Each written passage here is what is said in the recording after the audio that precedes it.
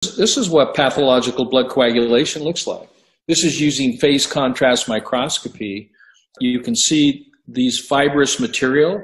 These fibers are formed, or they're clotting proteins that are formed when there's injury to the blood vessel wall. Or if there's injury to an organ or a tissue, they'll form to form a clot so that you don't bleed to death internally.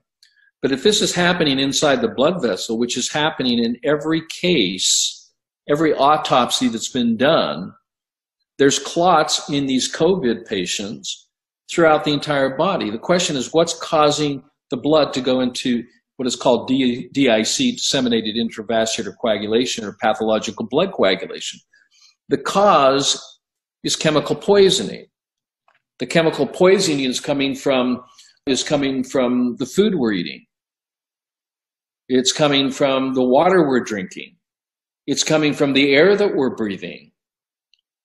And when you combine that with other contributing factors like electromagnetic pulsating frequencies, you've actually created, in some of the concentrated cities or the epicenters where these problems have been showing up, in Milan, in Madrid, in Wuhan, China, in New York City, in Los Angeles, you can kind of put the pieces of the puzzle together. And so we're not fighting a virus.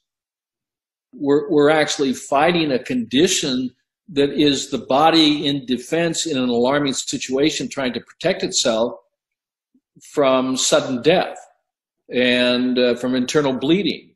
And so it forms these clots because it can't go in to the lungs to drop off single file. It's stuck. If it's like this, it can't go into the capillary pools. It can't go, and so it forms a clot, forming an embolism that then causes this dry cough. So when you look at the symptoms of COVID, which is a fever, what's the body doing? The fever is created as a symptom to remove metabolic, dietary, respiratory waste out through the pores of the skin. So it's creating a fever in order to remove poisons in the interstitial fluids, which are the fluids that surround the cell, and the poisons that are being dumped there from the body cells and from the blood to try to purify itself. It doesn't do it. If that backs up, and what happens in the vascular system, clots form, and then the blood can't get in to remove its own waste, and we go into hypercapnia, which is carbon dioxide poisoning.